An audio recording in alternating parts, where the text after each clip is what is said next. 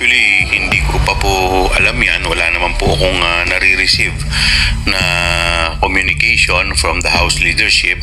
Sa ngayon po, ang naging concern lamang po namin ay yung issue po dito sa hindi po pagharap ni VP sa NBI dahil ang ginagawa nga pong rason o dahilan ay ito pong aming committee hearing.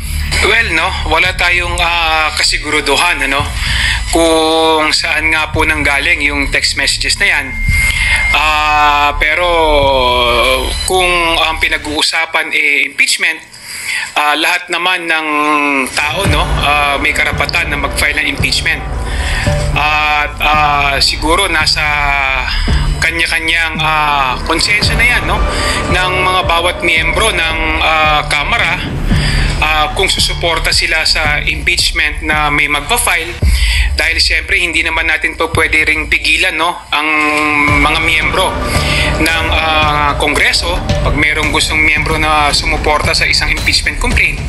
Pero kami kasi sa administrasyon, hindi pa nga namin pinag-uusapan patungkol sa impeachment dahil abalang-abala nga kami lalong-lalo na dito sa aming mga gawain sa Kongreso. Social media yesterday saying that Vice President Sara Duterte, in larger scheme of things, is unimportant, so don't file an impeachment complaint. Sabi galing daw po sa inyo yon. Can you confirm that, sir? Was there an effort on your part to stop the filing of impeachment? Well, it was actually private communication, but nalik na, yes. Because that's really my opinion. This is not important. This does not make any difference to even one single Filipino life. So why waste time on it?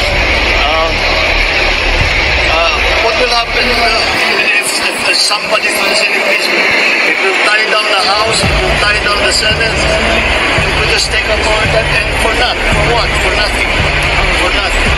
None of this will help improve a single Filipino life. As far as I'm concerned, it's a storm in a teacup. Sir, have you reached the point of no return, you and VP Sara, sir? Never say never.